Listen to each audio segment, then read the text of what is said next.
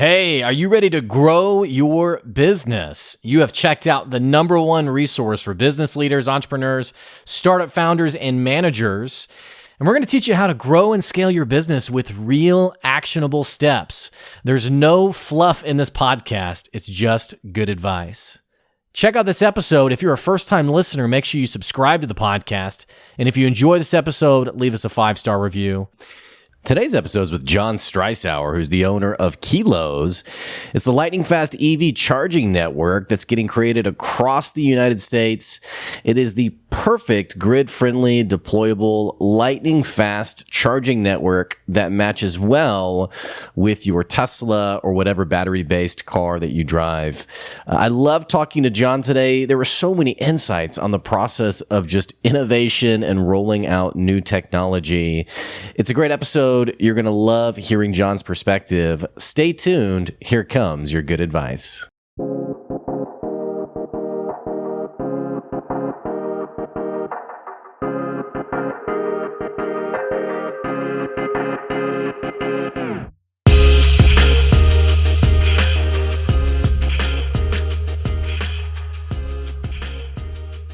Hey, welcome back to another episode of the Good Advice Podcast. We're bringing you some good advice today.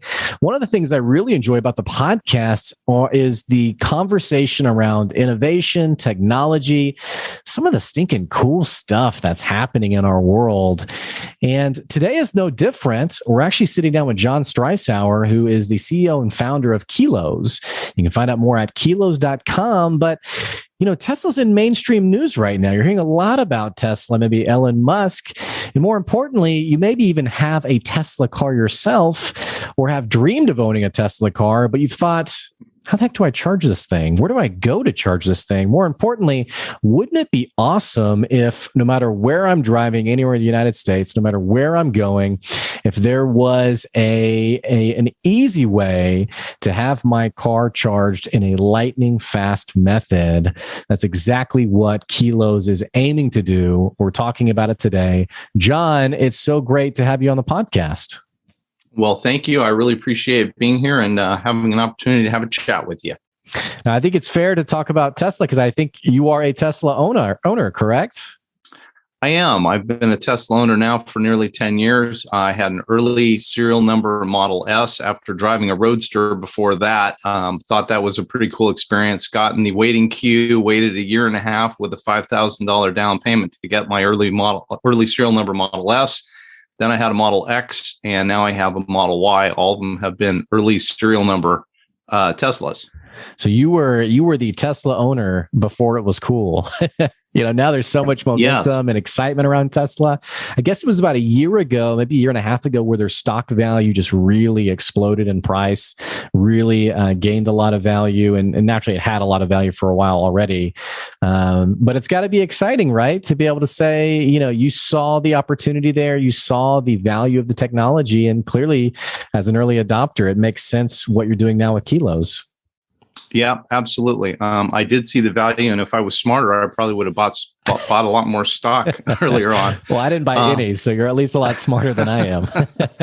I think that it's been wonderful to watch not only Tesla evolve over that time, but to watch what it's done to the global auto industry. And I think, Elon, my hat is off to Elon because it has, really been the catalyst to change the global auto industry, which is going to have a long-term impact on climate, of course.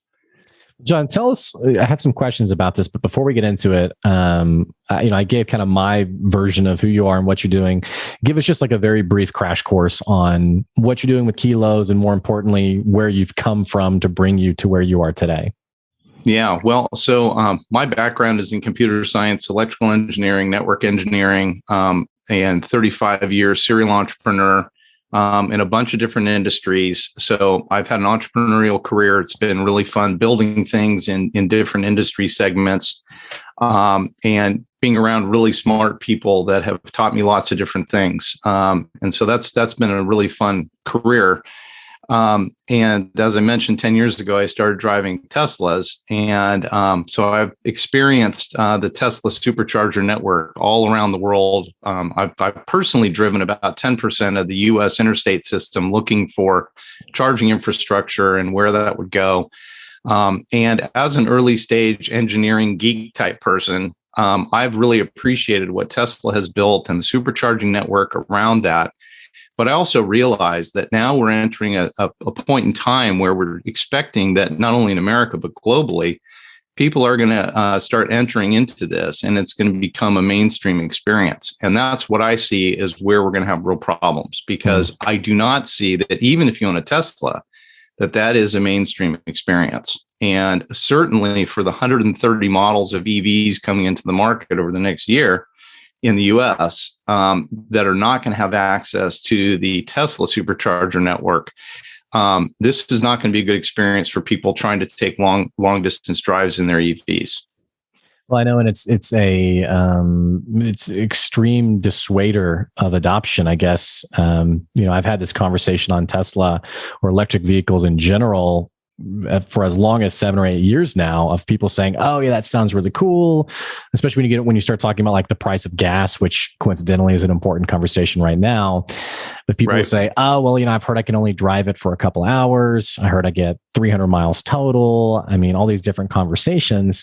So I think you make a great point that there, even where it feels like electric vehicle usage is becoming more and more commonplace, there are these massive gaps where people think about, if I'm going to drive across the country, you almost kind of feel like going, it's like if you had Google Maps, but going back pre-Google Maps, where you had like the actual map and you had to like, okay, I'm going to go up here and do this.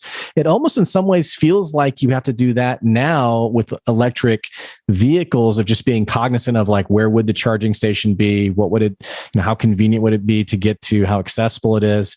So it seems like you've really picked up on a great opportunity with Kilows. Yeah, I have. And, I'm not alone. There's a lot of people that realize this needs to be done. The reason why we're in business is because we understand that this needs to be done. We want it to be done because electrifying the transportation fleet is really important for global climate. So it's why we're doing it. But we also realize that the way it's being achieved right now is not the right way. There's not enough infrastructure. It's not in the right places. It's not the right type of technology. It's not grid friendly. There's a whole bunch of things about what we're doing that I think is really important in how to solve this in a way that's going to really help satisfy mainstream EV adoption and users. In this business, we've talked to obviously hundreds of people. And a fair number of people that have been Tesla owners that have said to us, "Hey, love my car, was awesome." But you hear the word "was" in there because they've flipped them back and they went and they bought a Yukon or a Suburban or something because they didn't have the problem of, well, gee, I got 150 miles away, and then I was at a juice, and then I found out that this is a 30 or 40 minute stop I need to make somewhere that doesn't have a restroom or a gas, or doesn't have a restroom or a restaurant or a coffee shop. So there's a lot of problems around charging, even if you have a Tesla, which you can literally drive pretty much anywhere on the interstate system today around the world. But in America, for sure, you can drive pretty much anywhere on the interstate system in a Tesla. But you can't go too far astray from that interstate system, and you don't have spontaneity. You don't have the ability to just say, I think we're going to take a little side trip off to Craters of the Moon, whatever, and 60 miles away. Kids are screaming in the back. They want to go there. Oh, no, can't stop over there.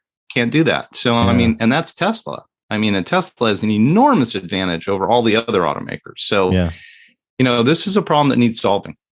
Yeah. And I think I was reading in your bio, there was a mention of, you being cognizant of, and here's what's interesting is it's so funny to me how, like things that are so normalized, when you don't put like an entrepreneurial lens to it, you can really miss it. So like For example, when you go to your gas station, you mentioned, I can think about the gas station up the road from me. If I want to get a slice of pizza, I can pop in and get that. I can go to the bathroom. I can get a cup of coffee. All of these things that are so normal. We don't even, personally, I don't even have like an entrepreneurial lens for it. I just think like, yeah, of course, everyone has this. I think it's really valuable that you've taken that and applied it to the charging model of recognizing these things aren't normalized yet in the EV world. And it seems like there's a definite opportunity there.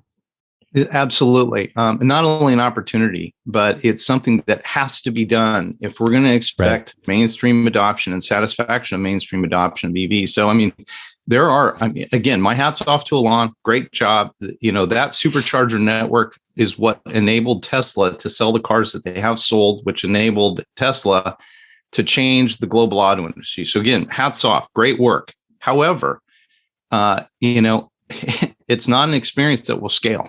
It just will not. The way it is now, it won't scale. And if you're entering into the EV business and you don't have Tesla's supercharger network, you have no chance because you're not going to be able to do anything. So, it is the little things like, right now, if you go to a Tesla supercharger station anywhere in the country, you're going to get rained on or get snowed on or get hailed on when you get out of your car to charge.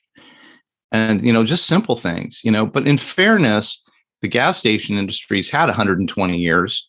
Right. To get 115,000 gas stations across the country, right? It's kind of weird, as we're talking to people in the investment community about our business, it's kind of weird to think about it. 120 years ago, John D. Rockefeller was probably sitting around some tables with people figuring out where to put gas stations, right? Right.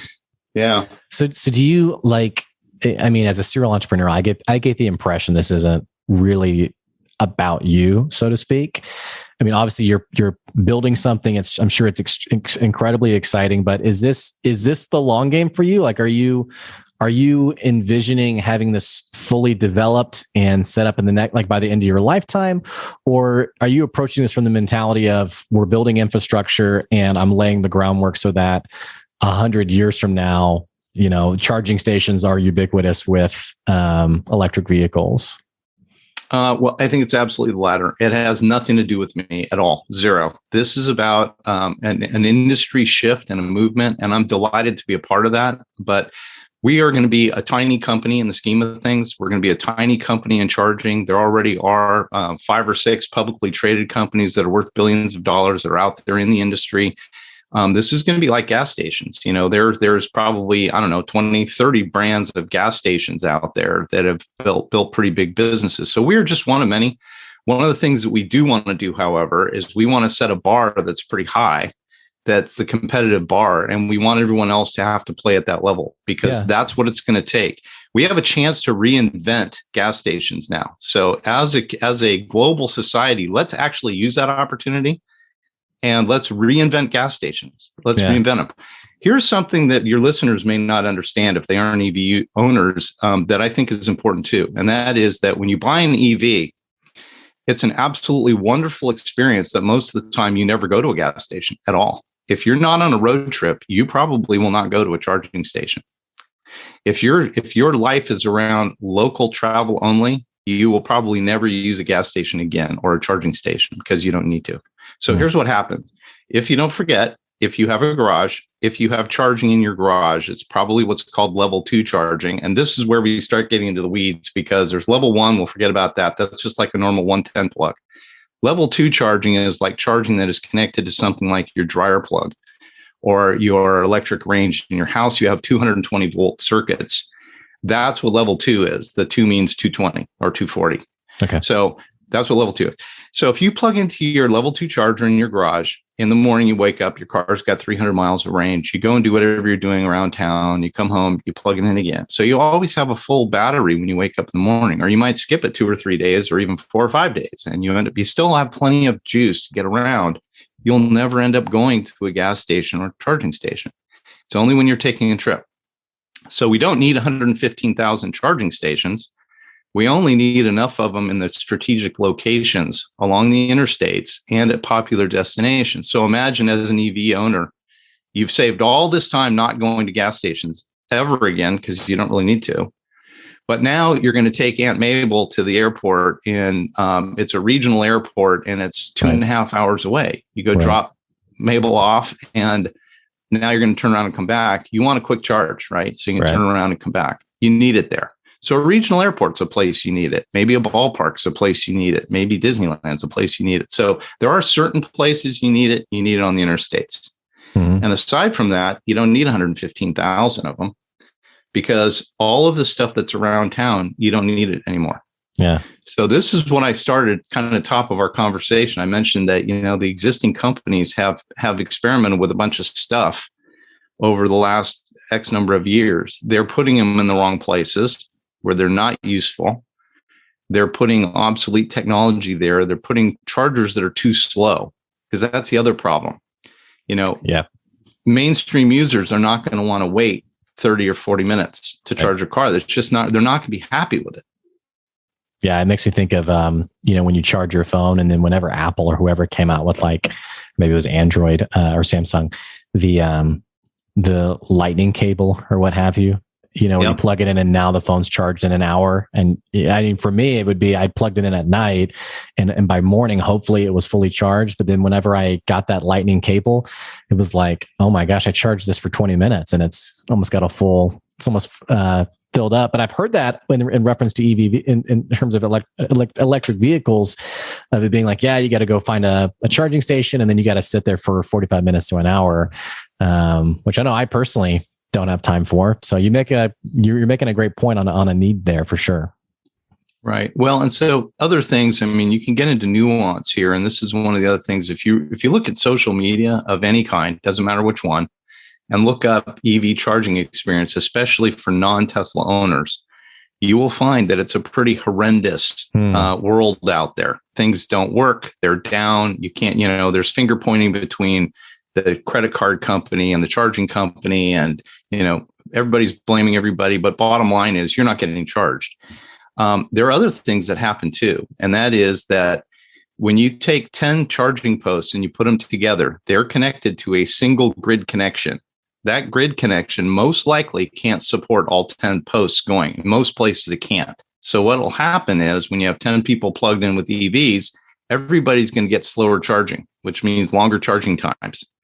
So what might have taken you half an hour or 40 minutes that you weren't real happy with to start with, now when you have a few other cars show up and plug in, everybody's going to be there for an hour and 20 minutes. And this is the reality, because, when you think about 70% of fossil fuels are used for transportation. And over the next, call it 10 years, we're saying that we want to take all that fossil fuel off the freeway system.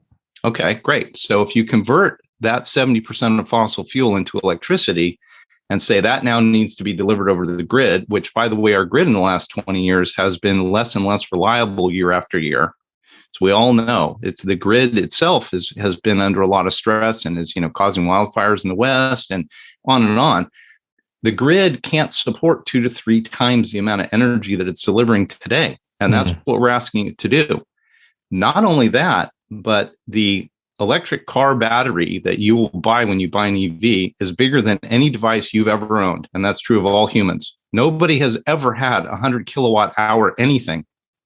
So you're now going to plug that in and say, not only am I going to charge this biggest battery thing, biggest appliance, biggest device, biggest energy consuming anything I've ever owned, but not only that, I want to charge in 10 or 15 minutes too. So, I mean, this is like 10 days of use of electricity for your house in that battery, and you want it in 15 minutes. Yeah. So think about it. If Joe America is doing that with their car, what is that going to do to the grid? Well, the short answer is not. The grid can't handle that. So everybody's going to wait.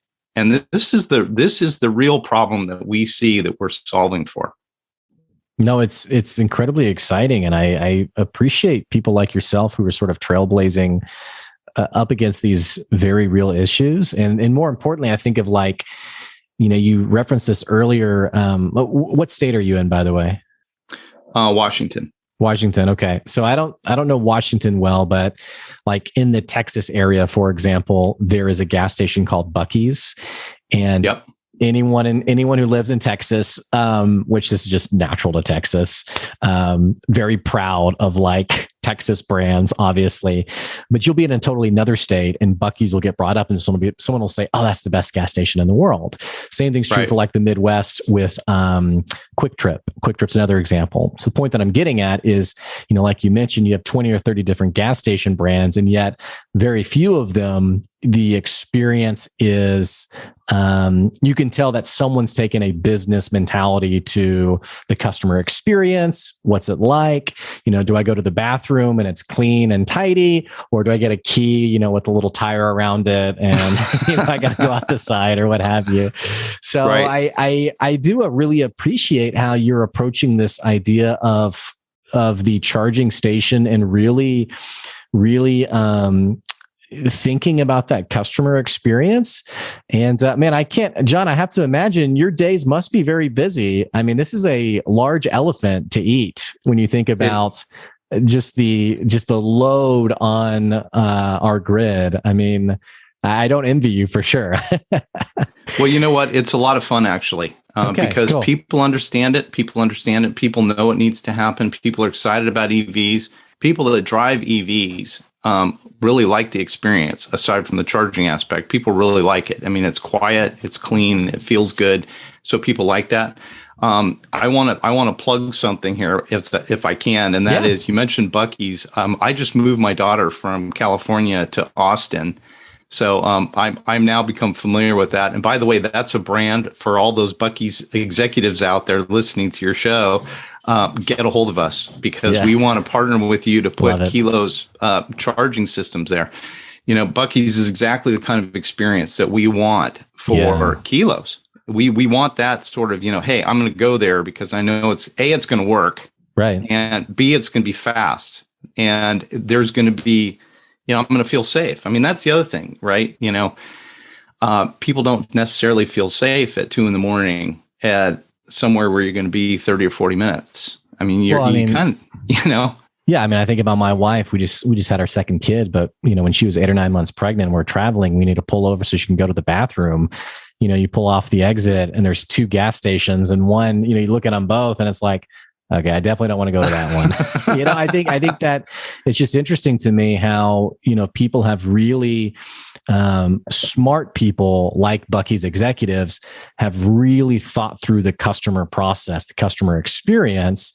And it's not unlike, when you think about fast food, for example, Chick-fil-A is a different experience than going to McDonald's. It's just different. It's just a different experience. And so I think you've really landed on something powerful here of seeing what's out there, these charging stations that sounds like, and I'm not an EV user, it sounds like they popped up out of need, but haven't had that intentional process of, how do we craft something of value, of high premium experience, and more importantly, gets people back on the road in a fast and efficient way. So I definitely see the value of what you guys are doing.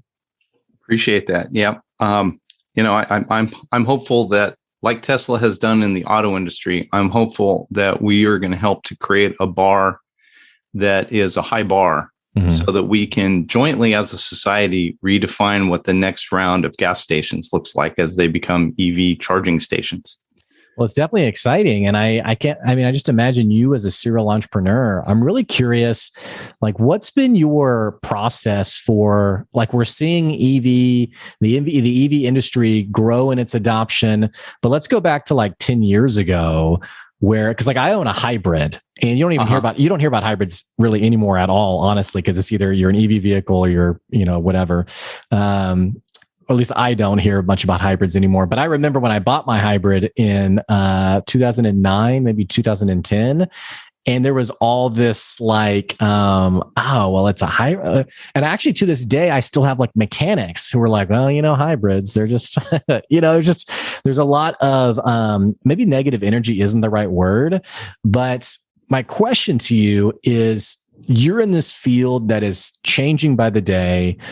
What's it like as a serial entrepreneur, I guess, pushing through negative perceptions, resistance, or more importantly, how do you invite people to explore this new frontier, rather than being like, oh, that'll never happen. Oh, I'll just stick to my gas guzzler, old reliable. I mean, because I imagine this, you have these conversations. Yeah, absolutely. There's no question about it. I think it's interesting. I mean, there's kind of a long-winded answer to your question, so bear with me for a minute here. It was a long-winded question, so that's okay. I want to bring up something that I heard Musk say, and that was that in 2012, when the Model S came out, Musk basically opened his IP, Tesla's IP, to the industry and said, "Hey, industry, here's what we're building. Here's our IP, our patents, and so forth. Come and use it." They invited the industry 10 years ago to use their IP. In 2021, at a Battery Day event, someone asked a question of Musk and asked the question, "Are you worried about all these big automakers jumping in?" And he said, "No, not worried about that at all. We all need to work on this together. This is a global problem. I'm doing everything I can to accelerate this, and I'm hoping that they're going to." But then he said, "The fact is that since 2012, when we came out with the Model S, the industry still has not produced a car that competes with the 2012 Model S. And they've gone on, obviously, created all kinds of new stuff and made lots of improvements along the way. But now the auto industry globally has realized we better jump into this and we better do it fast. And so they are actually actively working to curtail anything that is internal combustion oriented. And some of the players that are big in hybrid space, for example, have a big investment in hybrid because they've done a lot of them. And they have even thrown in and said, okay, we're going battery electric. Some of those that were in the hydrogen space have said, and some of those are the same as the hybrid guys too, have said, hey, you know what? We're going to invest tens of billions of dollars going battery electric because now there's a tipping point. And I see another tipping point happening. When you look at all of the prognostications of the automakers, GM saying, hey, in 2035, we're all electric, and Ford saying, 2030, 2035, we're all electric. And pretty soon everybody's on the bandwagon saying that. 2030 seems like it's way out there. It's only 8 years away, but it still is way out there, right? But what's actually happening on the ground is it's accelerating. And it's accelerating because you have entrants that are coming into this market. 100 years ago, when you had gas cars, when the gas cars were just getting started, we had, 85 brands of American automakers back then. And they all consolidated down to the big 3 or 4. The same kind of thing will happen here. But now the barrier to entry is much lower because it's a battery and a motor and everything else is, electric cars have 20 moving parts. Gas cars have 2,000 moving parts. It's much easier to build an electric car. And so there's lots of entrants that are jumping in. So the automakers are now getting squished by Tesla on one side and Rivian and Lucid and the other guys that are all EV that have come in and become successful brands or becoming successful brands, and by small startups. And so now the guys in the middle, the legacy automakers, are getting squished and they're having to figure out, okay, what are we going to do? So they're all in on battery electric now. Because of all of that, it's becoming societally something that we're all much more aware of. And each time another person buys an EV and starts using it and they see what that experience is like, they're going to tell everybody. And I know because my brother's been an EV user for a long time and I watched what's happened with him. It's just one of those things where it is different enough that you start telling people that this is a good experience. And pretty soon, I am forecasting that pretty soon we're going to get to a point where there's going to be a societal tipping point where people are going to start saying, wait a minute, EV is the only way to go. Mm-hmm. It's not to say you're going to toss your ICE vehicle, but what it is saying is the next time you buy one, it's a very good chance it'll be an EV. I mean, I'm for sure thinking about it for myself. You as an entrepreneur, like separate from your business, what you're doing right now, what's going on with because I think about this, you have a company like Tesla that is doing so well. Elon Musk, obviously, who's financially has done well for himself. I don't know if he still is, if he's either number 2 or number 1, but richest person in the world, basically. As an entrepreneur, is it strange to you seeing these businesses that should know their industry the best because they've been in it the longest, and yet they aren't innovating, they aren't disrupting their own industry. Like, 'cause I'm thinking like Tesla comes along and they develop this car that now it has so much momentum about it. We're seeing, like you mentioned, these other companies come into the space. I guess I'm just surprised that like Ford didn't do this first, or that, it's just odd to me. It's odd to me that these businesses that have dozens, hundreds, whatever years in an industry, that they're not the ones innovating. It's actually someone outside the industry. What's your take on that as someone who is a serial entrepreneur? Well, I think there's a couple interesting things. First of all, around 1900, there were three dominant types of vehicles. There were steam, there were electric, and there were gas. Gas was the minority of the three. Steam was the leader. There were something like, a third of cars were electric in 1900. And what won out was production of gas. So Rockefeller came in, figured out a way of distributing gas. That's what led to that. Now, in terms of your question about disruption, the bottom line is that most often big companies are not disrupted by themselves because they have the most to lose by being disrupted. So what they try to do is they try to hold on to the golden goose as long as they can. They try to keep things as much status quo as they can. If they know there's something on the horizon that might disrupt them, they try to figure out how to kill it, how to delay it, how to block it, how to put noise in the market to prevent it from coming in. Great example of that. We all remember cameras that had film.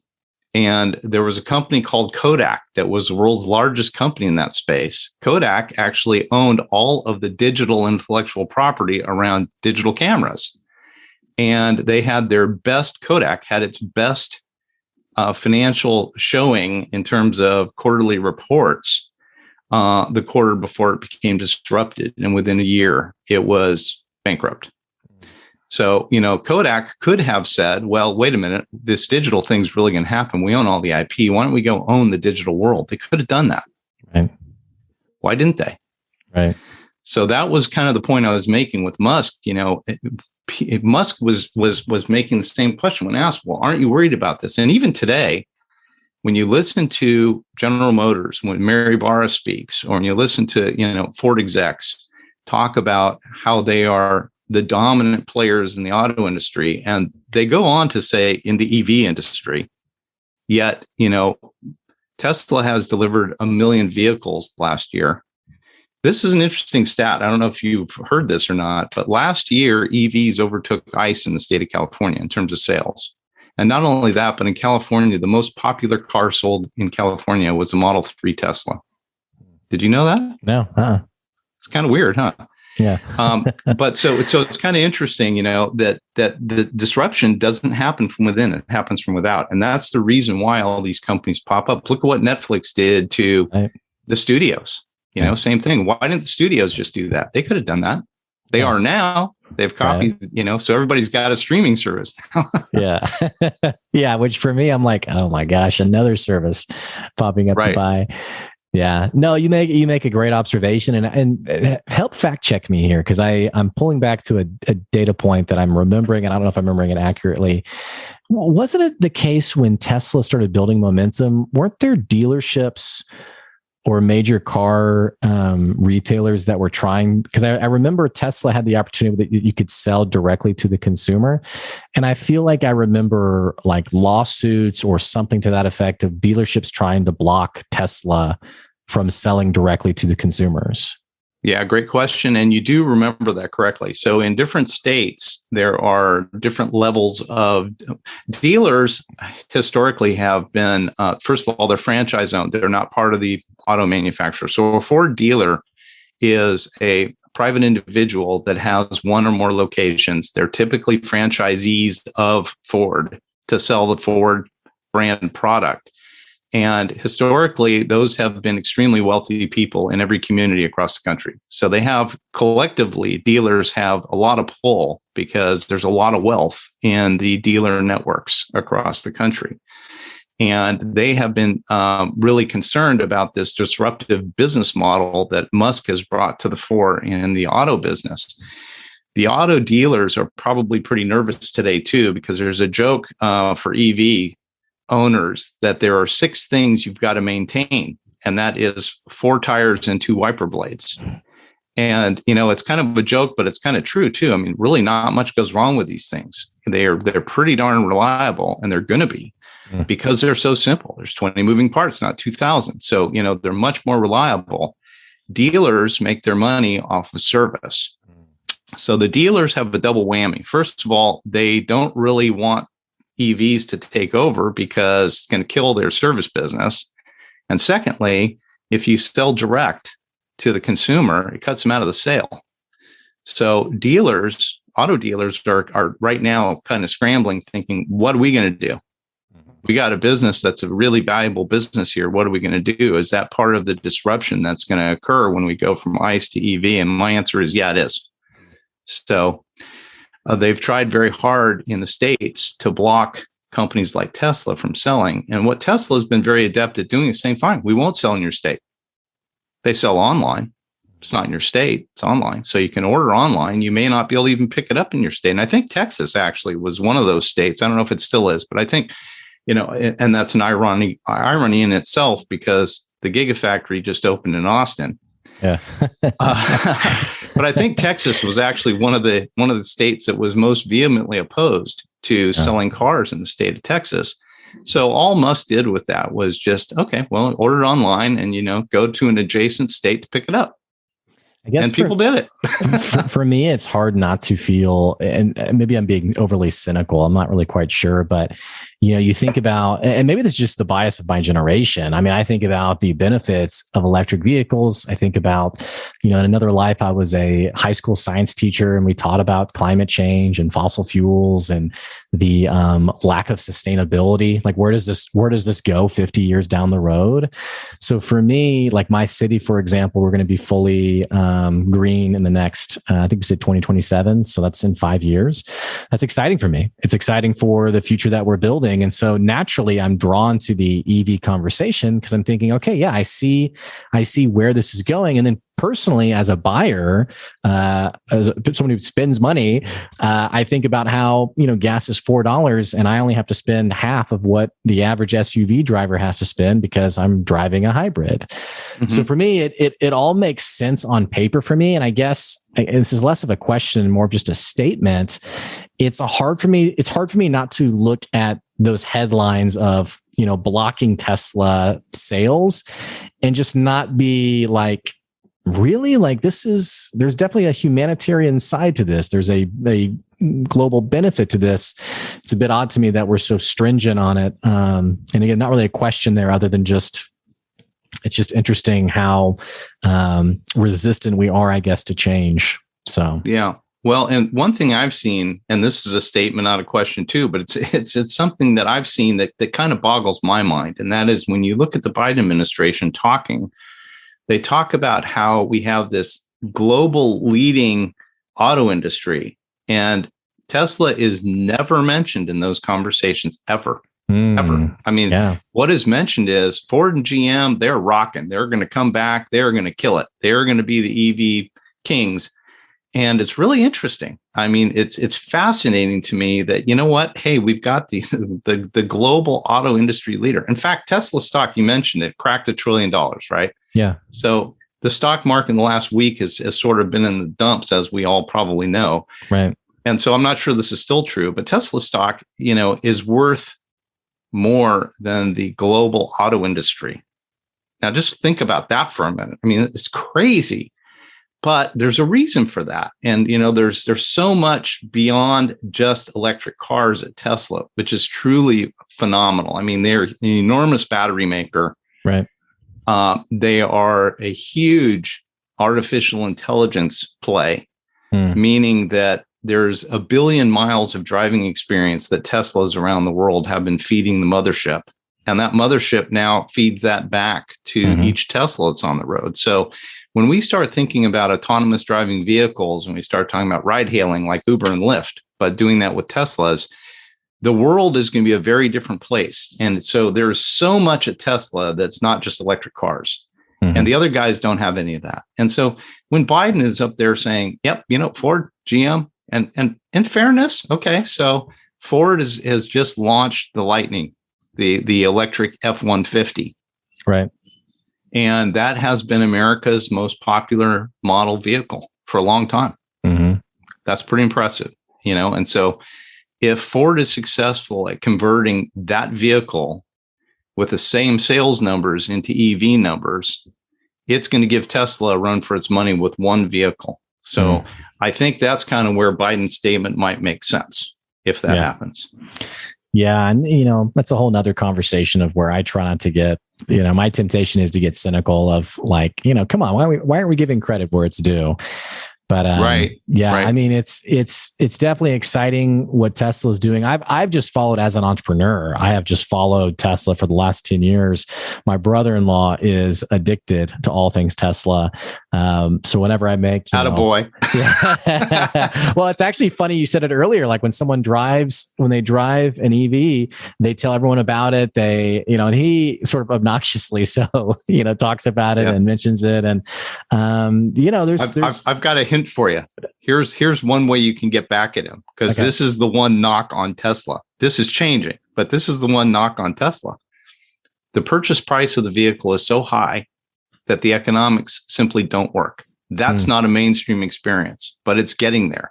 Yeah. So soon that argument will be gone. But if he's been doing it for 10 years, he had either an S or an X, probably an S. Yeah. And that means that you can say, well, show me how the economics worked out on that. And he's going to go, dib. Well, yeah, I mean, he'll probably just point to saving gas, I guess. So, tell him to show you how that math works. Yeah, it doesn't. Well, John, this has been such a great conversation, man. I'm so excited just to see where Kilows goes and what you do with the business. And it's so valuable having someone on the podcast who's a lifelong entrepreneur and is trying something new, is trying to do something big and amazing. And so I wish you well. For people who are listening, who want to follow your journey and stay involved, what's the best way for them to do that? Probably go to Kilows, Kilows.com, and check out our website. Obviously you can get a hold of us if you're interested in doing so in any way. And otherwise, we'll look forward to seeing you along the interstates in the future. Absolutely. Well, John, I wish you well. And thank you for coming on the podcast today. All right. Thanks for your time. It's been great talking with you. You as well. Hey guys, I'm going to put the link to Kilows.com down in the episode description below. I'm also going to put a link to John's LinkedIn profile in case you want to connect with him and just follow some of the exciting stuff that Kilows is doing. And hey, if you enjoyed this episode today, what the heck are you waiting on? Click the subscribe button, click the follow button so you can keep getting the good advice we're bringing to you day in and day out. And more importantly, if you love the podcast, you want to support the podcast, you can check out our Patreon. It's at patreon.com/goodadvice. And you can support the podcast for as little as $5 a month. Hey, for those of you who already support the podcast, thank you. And for those of you who've listened to us long-term, I appreciate you checking out our good advice today. That's all we have. We'll catch you later. See ya.